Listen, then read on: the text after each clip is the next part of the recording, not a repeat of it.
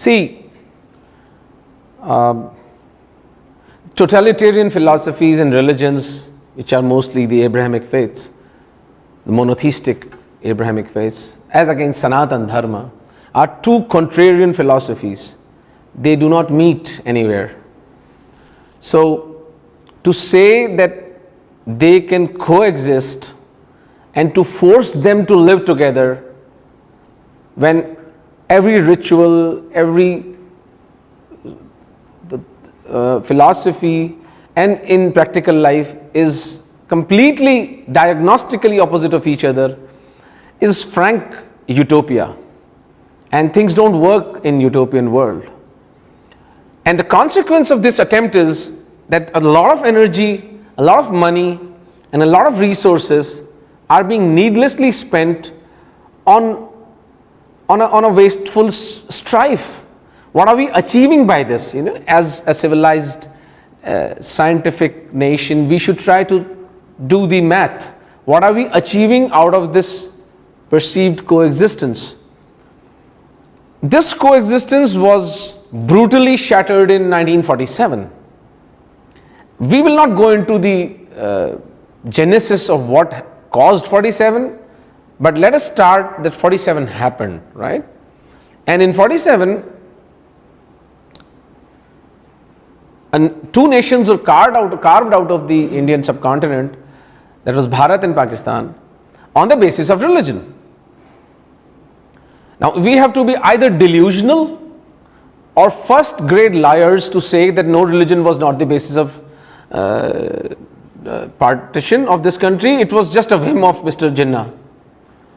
Mr. Jinnah had a critical mass. He had a philosophy to rely upon which caused the partition of this country. Let us be honest and let us be smart enough to accept that. Now once that happened, it was brilliantly botched up by our leadership at the time. It's like an incomplete surgery. It's worse than the original disease, because the original disease would have probably killed the patient in a X amount of time, but here with a botched up surgery the patient bled to death and with insurmountable pain and suffering that caused to him. So that was the consequence, and the consequences of a botched up partition in 47 are still being felt, and these are not tremors, these are real jerks that the polity of this nation, both Hindus and Muslims, are facing, because it was an incomplete partition. The only leader at the time who vehemently proposed a total exchange of populations was Baba Sahab Bhimrao Ambedkar, but he was silenced, he was ignored, and the results are for us to see. Hindus are trapped in that country. Muslims do not feel safe and secure in this country under a so-called Hindu leadership in Delhi. So everybody is in pain.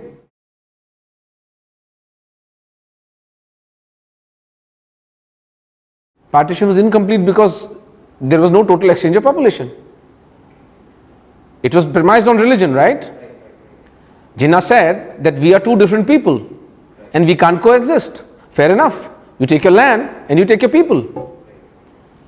You have no idea, sir, the amount of suffering Hindus have endured in the last 70 years in that country. They were 15% of that population. Now they are 1%. Somebody has to answer. Where have the Hindus gone? They have either been killed, they have either fled that country, or they have been converted. And the process is going on as we are talking here, right, sitting here right now. So this unfinished saga of a botched up partition, that the fruits are for everybody to see.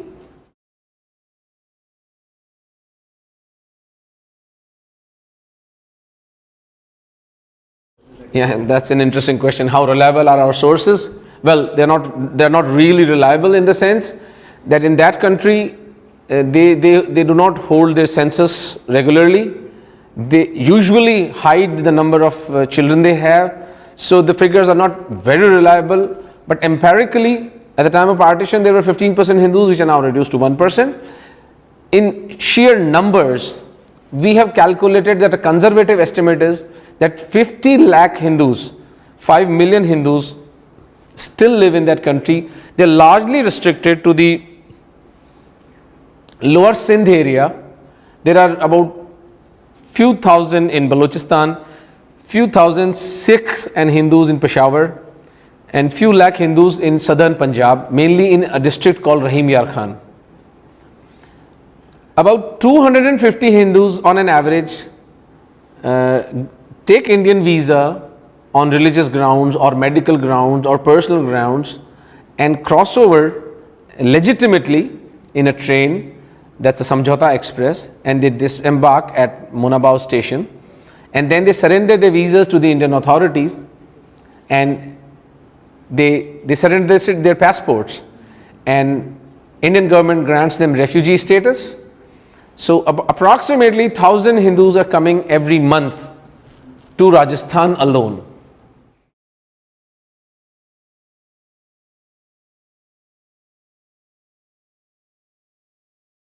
Yes, see, the thing is that out of these 5 million Hindus, about 1 million Hindus are rich. And when I say rich, they are really rich because they account for about 15% of the tax into the Pakistani economy. So less than 0.5% of Hindus account for 15% of tax of the Pakistani economy. The rest 4 million Hindus are the so-called lower caste, which it's a name which I am not very comfortable with. They are mainly Meghwals, Kolis, Bhils, Oud Rajputs and lower communities, so-called lower communities. They are the bonded laborers of the Vaderas, or the people who are the zamindars and the landowners in rural interior Sindh. Now, just as a footnote, in Bharat, zamindari was abolished as soon as we got independence, but in Pakistan it continues even today. So landowners have huge land farms there, which are tilled by the Hindus, laborers, who do that just in lieu of food, and they are treated as bonded laborers.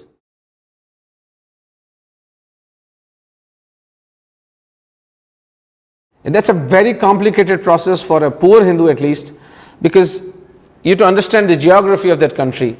They live in Sindh, which is, and to the southern Sindh, which is closer to India, but they go to, the person sets out from his village, goes to Karachi or Hyderabad, whichever is near to his place. He takes a train to Islamabad, which is about 1,000 kilometers. Then he sits outside the Indian embassy for days and weeks on end and applying for Indian visa, which most of them don't get. And they have to pay a lot of money to the touts and the middlemen who are sitting there like vultures. And they give that money, and few of them get an Indian visa. So the number of visas is like 250 visas per week. And he has to do 6 or 7 such trips before he actually gets that visa. So it's an ordeal for a Pakistani Hindu to get an Indian visa, which we have tried to talk to the central government. They have tried to ease the norms, but the logistics itself is pretty complicated.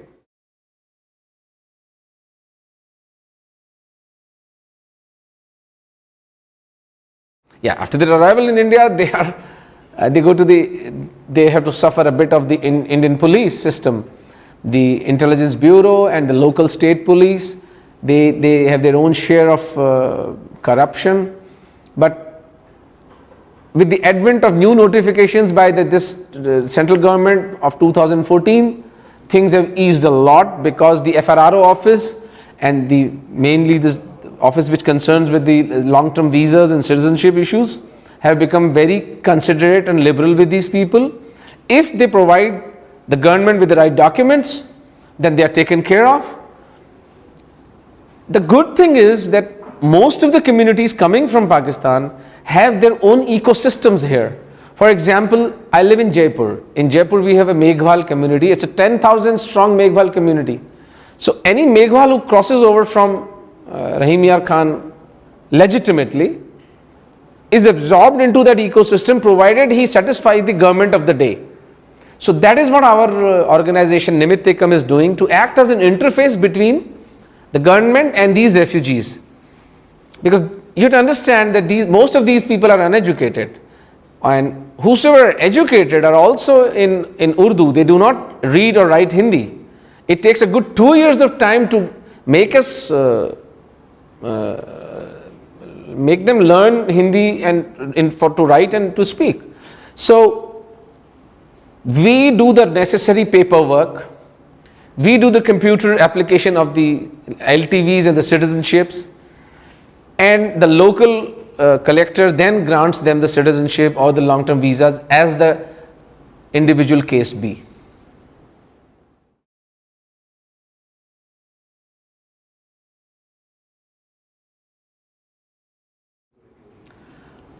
See, the Indian government depends on what party is in the government. So if the Bharatiya Janata Party is in the government, then definitely it's a big relief for these people. Not only in Bharat, but even in Pakistan they become safe. The atrocities on Hindus are significantly less when there is a more powerful government in the center instead of a leftist leaning other governments. Then it's a free for all, because the kafir in such societies is always at the receiving end. So this government did a major shift of the goalpost by putting it in the manifesto.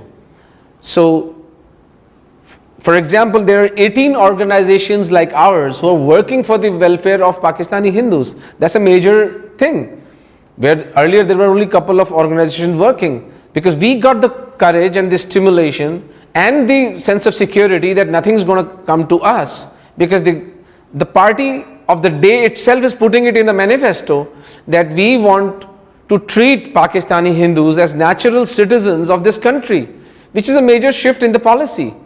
And it has been meticulously followed through by the Home Ministry, the External Affairs Ministry, and the Prime Minister himself. He has walked the talk.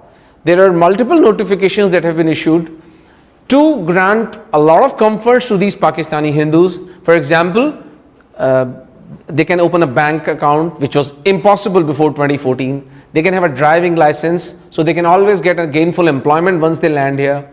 They can even acquire 200 square feet small properties, which is major, which is the maximum a refugee can ask for in any country. So if you ask me what this government has done, I would say a lot.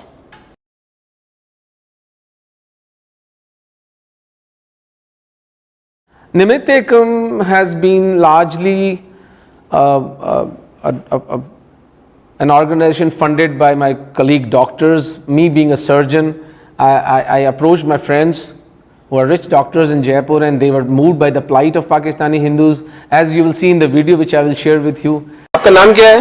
Meera bag. अच्छा, आप कहाँ से आए हैं? हम सिंध हैदराबाद से।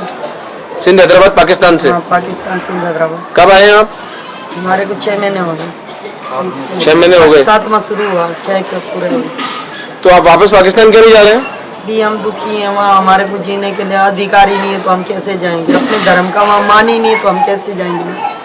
क्या मतलब इस बात का? धर्म का मान नहीं, जीने का अधिकार नहीं? कैसे? हमें जीने का ये नहीं है, हमें मुसलमान वहाँ बनाते हैं, हमारा धर्म हमारे से वेस्ट करवाते हैं, गाय खिलाते हैं हमारे को, हम ऐसी कैसी जिंदगी जिए? अपने सुहाग होते हुए भी हम विधवा रह के रह सकते हैं, हम सिंदूर मांग नहीं भर सकते, हम मुसलमानों की जिंदगी कैसे जिएंगे वहाँ? हम हिंदू होकर मुसलमान कैसे बन सकते हैं? हमारा तो बड़ा धर्म है तो हिंदू बनना। हम तो बोलते हैं हिंदू बने, मुसलमान नहीं बने। हम तो ये कहते हैं मुसलमान है वो भी हिंदू। एक मिनट मीरा, क्या कह रहे हो आप? बुजुर्गों का उधर पड़े हैं ना, दूसरा हमारा वो बेचारे तकलीफ में क्या करें? तुम वहाँ पे अपने त्योहार वगैरह कोई नहीं मना सकते? वहाँ पे कोई हम त्योहार नहीं कर सकते, कोई होली दिवाली नहीं कर सकते। एक बार किसी के ऊपर होली का रंग पड़ गया तो उसको बंदूक से मार डाला, और कोई मर जाता है तो उसको कैसे क्रियाक्रम कैसे करते हो? उसको जलाते हैं सर, वो जलाने के लिए हमारे को जलाने नहीं देते, बोलते बदबू आती है, इसको दफना दो, कीड़े पड़ने दो इसको। हम बोलते हैं हमारा धर्म है पहले का, वही हमें धर्म करना चाहिए। फिर भी हमारा कुछ वहाँ मान नहीं है, जिसके पास भी जाते वही मुसलमान है, वही डांट पीट के बाहर निकाल देता है, कोई हमारा बड़ा अफसर नहीं बनाता, कोई हमारी पढ़ाई लिखाई नहीं है. That this was the video which actually changed my life. Before that I was any other routine middle class surgeon making my ends meet and vacationing with my family and partying on the weekends. That was my life. That was a vacant life I was living before I actually interacted with this lady, and it changed everything for me. That how can we be insensitive to this daylight robbery and murder of Hindus just 100 kilometers from the border. 3 Hindu girls, teenage girls, are kidnapped every day on a gunpoint, are raped by entire village and then converted, of course before being married to an imbecile or a retard or a physically challenged body. So how can we be indifferent to this genocide happening right under our noses? So Nimittekam came into being once I started talking about this to fellow colleagues, and they started funding us, and we have been able to get about 100 odd citizenships in this year alone, which is a major shift. We did not have 100 citizenships in the last 12 years, we have them in the last 4 months. 100 Pakistani Hindu refugees have been granted citizenship. This is all because of the paperwork that we aided the government and these refugees, and acting as an interface between the two of them, and facilitated the citizenship. The next plan of Nimittekam is to go to Jodhpur. I have posted a video, I can share it with you also. I was moved to my core when I saw the plight and the suffering of these Hindu refugees in Jodhpur. There are about 1 lakh Pakistani Hindu refugees living in Jodhpur. It's a mammoth task that awaits us. We have been very fortunate that a very gracious Hindu has given his prime time property to Nimittekam to start operations, and by 16th or 17th of the next month we will start operations of Nimittekam in Jodhpur, and Jodhpur is where the actual battlefield of this issue is, because that is the place where most of the Pakistani Hindu refugees first put their foot, and that's where they get stuck. They are not able to go anywhere else. So the next level of work for Nimittekam is to start the office and operationalize citizenship and long-term visa for Pakistani Hindu migrants in Jodhpur.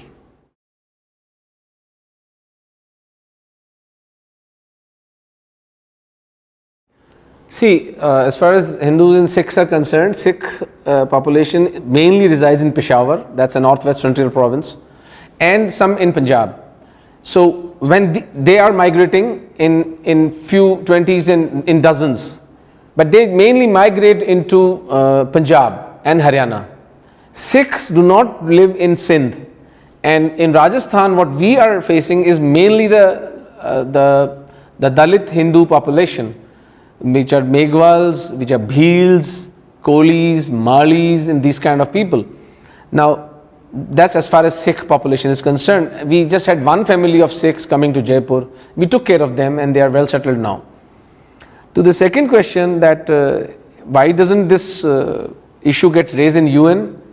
Well, this is because we have a completely apologetic, and if I may use the strong word, that blind Hindu leadership.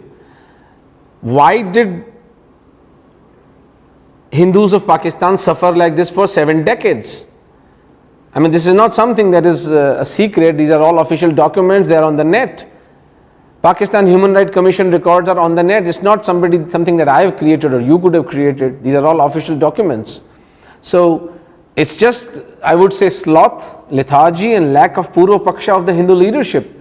This matter of Hindu genocide in Pakistan should be raised at the United Nations, and concerned people should be shamed and named. There's no doubt about that, because it's not as if it's a figure of imagination. These are living people living there. You come to Jaipur, there are people here in Karnavati, in Ahmedabad. You can go and meet them. These are the people who have left their homes. Who wants to leave his home? Who wants to leave his business? Who wants to leave his memories? Who wants to give up his roots? Unless the push from that civilization is that strong that a man wants to be uprooted and go to a safer and a secure country.